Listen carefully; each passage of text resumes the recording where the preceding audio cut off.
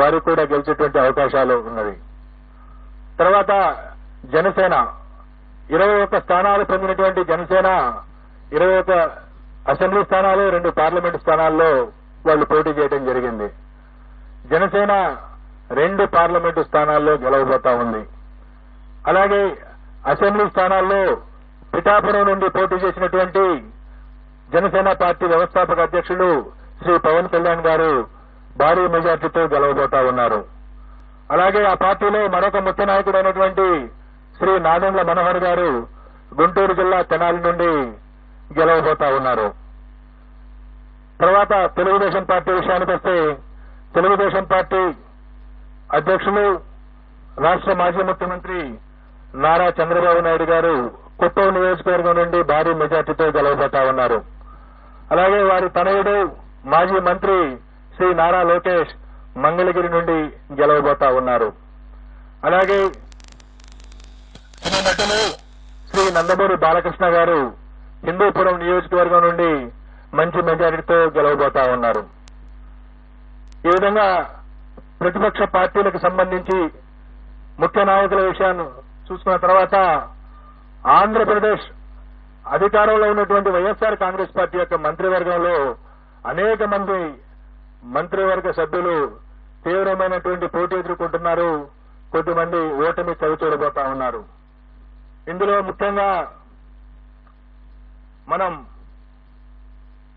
ఆంధ్రప్రదేశ్ ముఖ్యమంత్రి శ్రీ వైఎస్ జగన్మోహన్ రెడ్డి గారు పులివెందుల అసెంబ్లీ నియోజకవర్గం నుండి భారీ మెజార్టీతో గెలవబోతా ఉన్నారు. అలాగే సిదిరి అప్పలరాజు గారు ప్రస్తుత మంత్రి పలాస నుండి ఓటమి చవిచూడబోతా ఉన్నారు.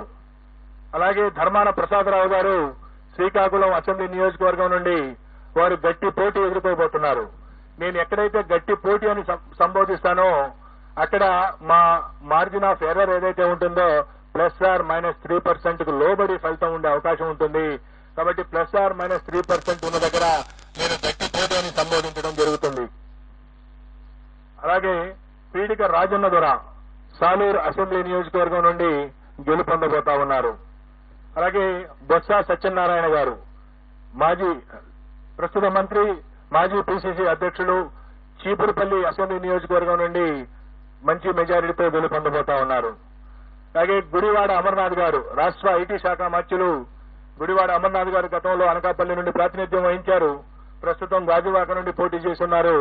వారు ఓటమి చవిచూడబోతా ఉన్నారు. అలాగే పినిపే విశ్వరూప్ గారు వారు అమలాపురం శాసనసభ నుండి పోటీ చేస్తున్నారు. వారు గెలవబోతా ఉన్నారు. అలాగే కారుమూరి నాగేశ్వరరావు గారు వారు తణుకు నుండి ప్రాతినిధ్యం వహిస్తా ఉన్నారు. వారు రాష్ట్ర మంత్రి. వారు ఓటమి చవిచూడబోతా ఉన్నారు. అలాగే చెల్లుబోయిన వేణుగోపాల్ గారు రాజమండ్రి రూరల్ నుండి ప్రాతినిధ్యం వహిస్తా ఉన్నారు. మంత్రి. వారు కూడా ఓటమి చవిచూడబోతా ఉన్నారు. దాడిశెట్టి రాజా వారు తుని అసెంబ్లీ నియోజకవర్గం నుండి ప్రాతినిధ్యం వహిస్తా ఉన్నారు. వారు గెలవబోతా ఉన్నారు. అలాగే కొట్టు సత్యనారాయణ రాష్ట్ర దేవాదాయ ధర్మాదాయ శాఖ మంత్రులు వారు తాడేపల్లిగూడెం నుండి వారు పోటీ చేసి ఉన్నారు. వారు ఓటమి చవిచూడబోతా ఉన్నారు. అలాగే శ్రీమతి తానేటి వనిత ప్రస్తుత ఆంధ్రప్రదేశ్ యొక్క హోంశాఖ మంత్రులు వారు గోపాలపురం నుండి గెలవబోతా ఉన్నారు స్వల్ప ఆధిక్యతతో. అలాగే జోగి రమేష్ గారు ప్రస్తుత రాష్ట్ర మంత్రి. వారు పెనమలూరు నియోజకవర్గం నుండి గతంలో పెడన నియోజకవర్గం నుండి శాసనసభ్యులుగా ఉన్నారు. ఈ ఎన్నికల కోసం పెనమలూరు నుండి పోటీ చేశారు. వారు గట్టి పోటీ ఎదుర్కొనబోతా ఉన్నారు. అలాగే అంబటి రాంబాబు గారు గుంటూరు జిల్లా ఇప్పటి పల్నాడు జిల్లా సత్తెనపల్లి నియోజకవర్గం నుండి ప్రాతినిధ్యం వహిస్తున్నారు. రాష్ట్ర జలవనరుల శాఖ మంత్రులు. వారు గట్టి పోటీ ఎదుర్కొనబోతా ఉన్నారు. అలాగే శ్రీమతి విడుదల రజని గతంలో చిలకలూరుపేట నియోజకవర్గం నుండి ప్రాతినిధ్యం వహించారు. ప్రస్తుతం గుంటూరు పశ్చిమ నియోజకవర్గం నుండి పోటీ చేస్తున్నారు.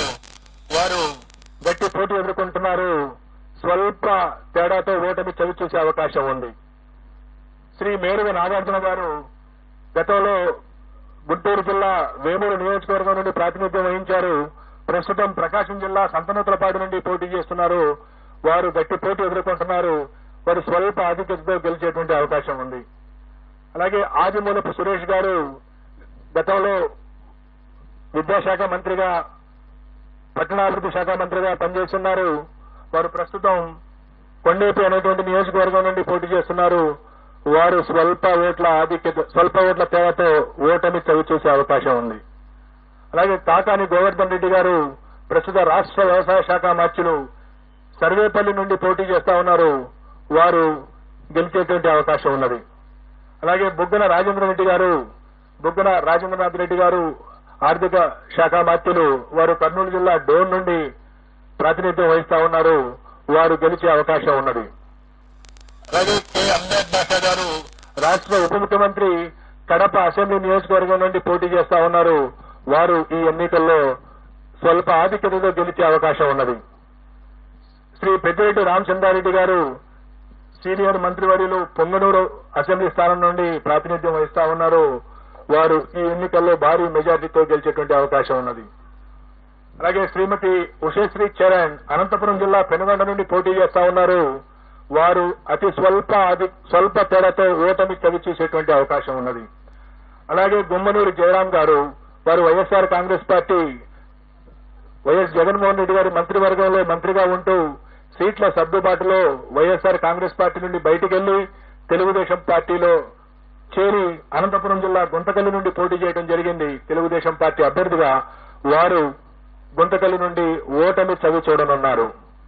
అలాగే శ్రీమతి ఆర్కే రోజా ప్రముఖ సినీ నటి అండ్ మంత్రివర్యురాలు, వారు చిత్తూరు జిల్లా నగరి నియోజకవర్గం నుండి ఓటమి చవి చూడబోతా ఉన్నారు. అలాగే మరికొన్ని కీలకమైనటువంటి నియోజకవర్గాల యొక్క ప్రస్తావన కూడా చేయాలి. అచ్చెన్నాయుడు గారు తెలుగుదేశం పార్టీ యొక్క రాష్ట్ర అధ్యక్షులు, ఆంధ్రప్రదేశ్ అధ్యక్షులు, వారు టెక్కలి నియోజకవర్గం నుండి స్వల్ప ఆధిక్యతతో విజయం సాధించబోతా ఉన్నారు. అలాగే వల్లభనేని వంశీ గత 2 సంవత్సరాలుగా కొన్ని వివాదాల కారణంగా ప్రముఖంగా వార్తల్లో వ్యక్తిన వ్యక్తి, గన్నవరం నుండి శాసనసభ్యుడిగా ప్రాతినిధ్యం వహిస్తా ఉన్నారు. ఈసారి కూడా వల్లభనేని వంశీ గన్నవరం నుండి గెలుపొందనున్నారు. అలాగే తమ్మినేని సీతారాం గారు ఆముదాల వలస నుండి ప్రాతినిధ్యం వహిస్తా ఉన్నారు. వారు ఆంధ్రప్రదేశ్ శాసనసభ స్పీకర్ గా ఉన్నారు. వారు కొద్ది ఓట్ల తేడాతో ఓటమి చవి చూసేటువంటి అవకాశం ఉన్నది. అలాగే రఘురామకృష్ణరాజు గారు, కనుమూరి రఘురామకృష్ణరాజు గారు ప్రస్తుతం నర్సాపురం నుండి ఎంపీగా ఉంటూ ఇటీవల తెలుగుదేశం పార్టీలో చేరి ఉండి నుండి శాసనసభకు పోటీ చేయడం జరిగింది. వారు ఉండి నుండి గెలుపొందబోతా ఉన్నారు. అలాగే బూడి ముత్యాల నాయుడు గారు, వారు ప్రస్తుతం ఆంధ్రప్రదేశ్ ఉప ముఖ్యమంత్రిగా ఉన్నారు. వారు అనకాపల్లి నుండి, గతంలో వారు మాడుగుల నుండి శాసనసభ్యులుగా ఉన్నారు. ఈ ఎన్నికల్లో అనకాపల్లి నుండి పార్లమెంటు సభ్యులుగా పోటీ చేస్తున్నారు. వారు భారతీయ జనతా పార్టీ అభ్యర్థి సీఎం రమేష్ చేతిలో ఓటమి చవిచూడనున్నారు. అలాగే వైఎస్ఆర్ కాంగ్రెస్ పార్టీ యొక్క ముఖ్య నాయకులు శ్రీ విజయసాయి రెడ్డి గారు, వారు నెల్లూరు పార్లమెంటు నుండి పోటీ చేయడం జరిగింది. వారు నెల్లూరు పార్లమెంటు నుండి ఓటమి చవిచూడబోతా ఉన్నారు. రాష్ట్రంలో హోరాహోరీ పోటీ జరిగినటువంటి పార్లమెంటులో Amalapuram. It's not defeat that defines you. It's how you bounce back. Reach your impossible. Lenovo Legion. ID, no preservatives. Wow, mama, acham nuvu chesinatte. భారతదేశపు నంబర్ 1 ఇడ్లీ దోస బ్యాటర్ ప్రతిరోజు తాజాగా తయారు చేయబడుతుంది. ID made with love. గత 5 సంవత్సరాల నుండి ప్రతిపక్షంలో ఉన్న కారణంగా గత ఎన్నికల్లో 2019 శాసనసభ ఎన్నికల్లో చరిత్రలో ఎప్పుడు లేని విధంగా 10% మించినటువంటి ఓట్ల తేడాతో ఓడినటువంటి కారణంగా పొత్తు తప్పదు అని తెలుసుకున్నటువంటి పార్టీ నాయకత్వం